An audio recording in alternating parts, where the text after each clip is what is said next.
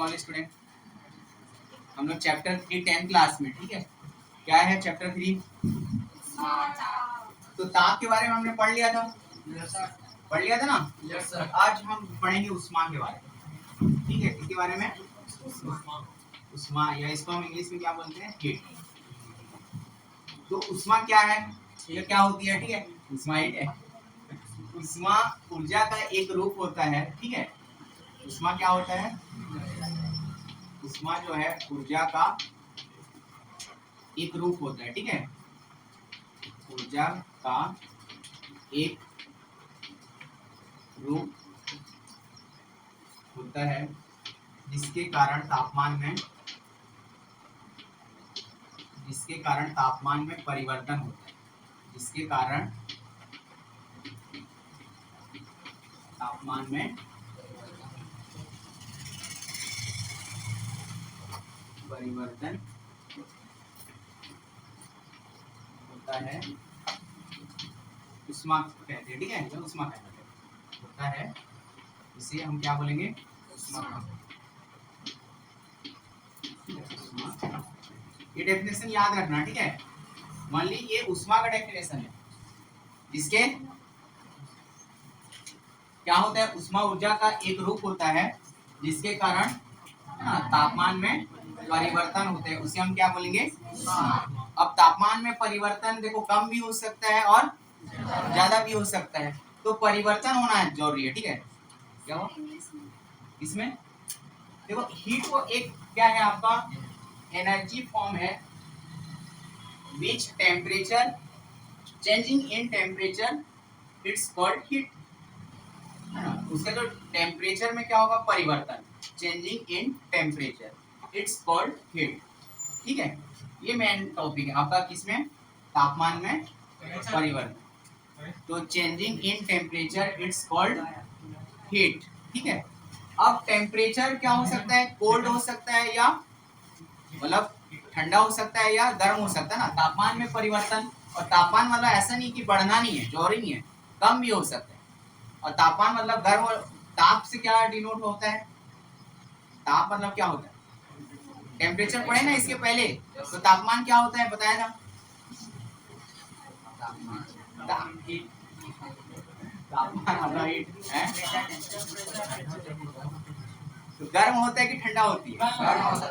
गर्म होता है तापमान।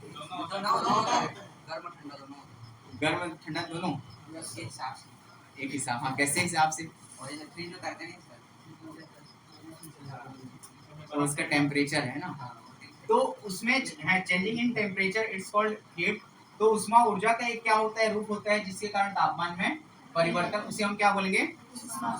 उष्मा कहेंगे, ठीक है। जैसे दो वस्तु है, ठीक है। दो वस्तु है, जैसे एक हमने लिया, एक बड़ा बर्तन है, एक क्या है, सपोज एक बर्तन है जिसमें ठंडा पानी भरा हुआ, ठीक है। और एक छोटा बर्तन है इसी के अंदर, जिसमें गर्म पानी को हमने क्या कर दिया, ये इसमें गर्म पानी, इसमें क्या है? हॉट वाटर है, मतलब गर्म पानी है, और इसमें क्या है? ठंडा पानी, ठीक है, एक कोल्ड वाटर। तो इन दोनों के बीच में टेम्परेचर कैसा होगा? ये समझ में आ रहा है क्वेश्चन? एक बड़ा बर्तन ले लिए जिसमें क्या भरा हुआ है? ठंडा पानी भरा हुआ है, बड़े वाले बर्तन। और एक उससे स्मॉल हमने ले लिया है ना बर्तन, उसमें क्या भरा हुआ है? गर्म पानी। तो इन दोनों के बीच में क्या टेम्परेचर में क्या होगा? पानी पानी क्या हो जाएगा? नॉर्मल हो जाएगा। बट क्यों होगा नॉर्मल? एक बोलो ना। हाँ बोल दोषी। दोनों को नहीं मिलाना है अभी। मिलाना रहता तो मैं डाल नहीं देता सीधा गर्म पानी। बर्तन में क्यों लिया? सर ठंडा का ताप और गर्म का ताप अगर मतलब उसमें आपस में मिलेंगे तो उसमें परिवर्तन होगा और टेम्परेचर नॉर्मल। हाँ ठीक है। देखो ठंडे जल का जो टेम्परेचर है, ठीक है, कोल्ड वाटर का जो टेम्परेचर है और गर्म पानी का जो टेम्परेचर है, क्या होगा? थोड़ा थोड़ा उसमें समानता होगा ना। अब गर्म वाला जो है ठंडा वाला है, तो ये ठंडा वाला इसको क्या करना चाहेगा? गर्म वाले पानी को ठंडा करना चाहेगा, और ये गर्म वाला ठंडे को क्या करना चाहेगा? गर्म करना चाहेगा कि नहीं चाहेगा? इस कंडीशन से वो पानी धीरे धीरे क्या हो जाएगा? नॉर्मल हो जाता है, ठीक है। तो इसको हम बोलते हैं चेंजिंग इन टेम्परेचर, तापमान में, तो उसको हम बोलते हैं हीट या उष्मा। समझ में आया? तो उष्मा का जो प्रभाव होता है वो अधिक वाले टेम्परेचर से कम वाले टेम्परेचर की होता है। मतलब जो ज्यादा होगा वो कम वाले की ओर क्या होगा, मतलब उसका टेम्परेचर उधर बहना स्टार्ट होता है, ठीक है, या उसकी ओर वो गति करने लगता है। जैसे आप किसी, जैसे गर्म लोहा है एक आपके पास एक क्या है, गर्म लोहा है, इसी के नजदीक इसके ऊपर एक और लोहा आपका जिसमें टेम्परेचर क्या हो, अभी सामान्य हो, उसको रख दिया जाए तो ये लोहा गर्म हो जाता है कि ये लोहा ठंडा हो जाता है? जल्दी बोलो, दोनों गर्म हो जाएगा। मतलब ये जो सामान वाला लोहे को गर्म कर देगा ना जल्दी, कि ये जल्दी ठंडा हो जाएगा अपने आप। मतलब इसके टेम्परेचर में क्या होगा, परिवर्तन होगा ना इस वाले लोहे पे जो इसके ऊपर हम रखेंगे, तो ये परिवर्तन कहलाता है, ठीक है, ये चेंजिंग इन टेम्परेचर। तो उष्मा का डेफिनेशन समझ में आया विवेक?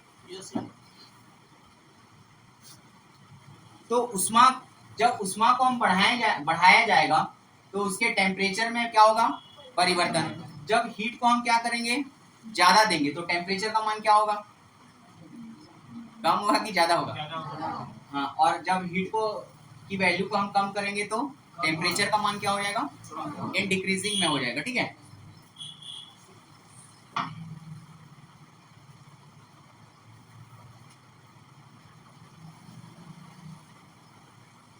ये तो उष्मा का डेफिनेशन हुआ।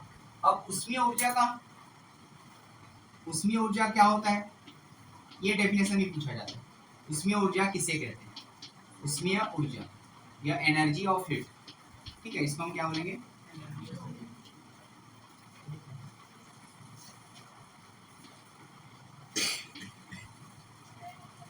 तो उष्मीय ऊर्जा किसे कहते हैं?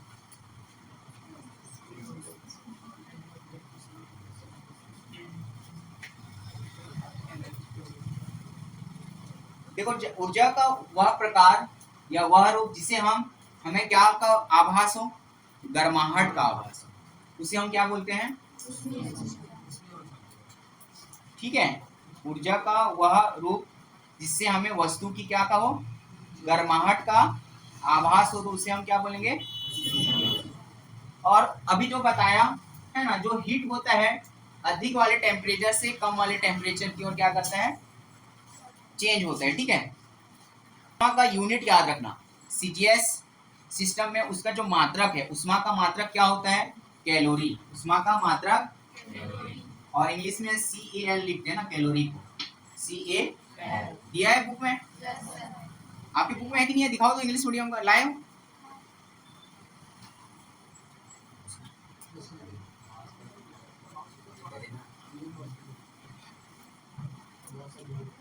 तो सीजीएस पद्धति में उष्मा का मात्रक क्या होता है, हाँ ये ना,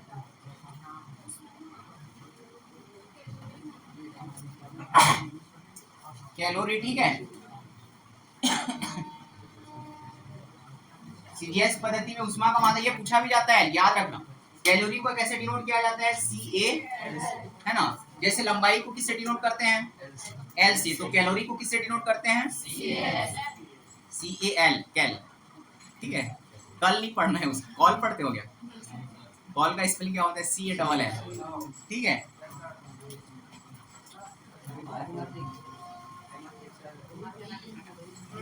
तो 1 किलो कैलोरी बराबर कितने कैलोरी होते हैं, याद रखना। जैसे हाँ 1 किलोग्राम बराबर हाउ मेनी ग्राम, कितना होता है, 1000 है ना। तो उसी टाइप का 1 kilo calorie equal to 1000 calorie, ये भी पूछा जाता है।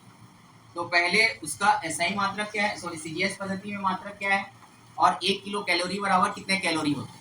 किलो बोल रहे हैं, मतलब आपको पता है किलो को कन्वर्ट किया जाता है तो 1000 होता है, तो बन जाएगा ये। और SI यूनिट, ये तो सीजीएस पद्धति में है। उष्मा का ये जो यूनिट है कौन से सिस्टम में है, सीजीएस पद्धति में। क्या होता है, कैलोरी, हिंदी में बुक तो सबके पास होगा, इसको कैलोरी बोलते हैं, ठीक है, हिंदी में, और इंग्लिश में भी कैलोरी ही पढ़ते हैं, है ना। और SI यूनिट, ये अलग अलग यूनिट होते हैं, पता है ना, MKS यूनिट, CGS यूनिट, है ना, फिर out foot pound system unit होता है ना, पढ़े हो नहीं पढ़े हो? और एक एसआई यूनिट। तो एसआई यूनिट में उष्मा का जो मात्रक होता है क्या होता है? जूल। क्या होता है? जूल। याद रखना, ये पूछा जाता है सीजीएस या एसआई यूनिट, ठीक है। अब एक कैलोरी बराबर कितने जूल होता है? जूल का स्पेलिंग जूल ऐसे लिखा होगा, JOULE, जूल। आप लोग हिंदी में लिखना चाहो तो एक जूल ऐसा, ठीक है। तो एक जूल बराबर कितना होता है? 1 जूल इक्वल टू, ये याद रखना वैल्यू, 1 जूल इक्वल टू होता है 4.1, नहीं 1 कैलोरी इक्वल टू है, ठीक है। 1 calorie, 1 calorie equal to 4.18 joule, ठीक है। और 1 किलो कैलोरी इक्वल टू, इसमें 10 की पावर 3 को मल्टीप्लाई कर देना, ये 1 कैलोरी इक्वल टू इतने जूल होता है। तो 1 किलो कैलोरी इक्वल टू क्या हो जाएगा? 1 किलो कैलोरी, हिंदी में लिखना चाहो हिंदी में लिखोगे 4.1 इंटू, अब किलो के लिए हमको पता है 10 की 1000 होता है, तो 1000 को आप, ये 1000 है तो इसको हम ऐसा लिख सकते हैं ना, 10 की पावर 3, जिससे जीरो होते हैं उसका उतना पावर में लिखा जाता है। तो 1 kilo calorie equal to 4.1 into 10 की पावर 3 जूल होता है, ठीक है। ये सब मान याद रखना है। और 1 कैलोरी इक्वल टू 4.18 जूल। कैसे दोषी समझ में आ रहा है कि नहीं आ रहा है? ये सब वैल्यू आ गया समझ आ गया। हाँ? आ गया समझ। उष्मा किसे कहेंगे बता? उष्मा, हाँ? उष्मा ऊर्जा का एक रूप होता है और तापमान में परिवर्तन करता है।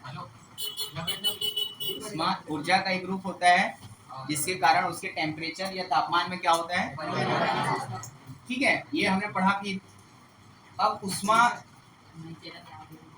किस साइड से किधर होता है?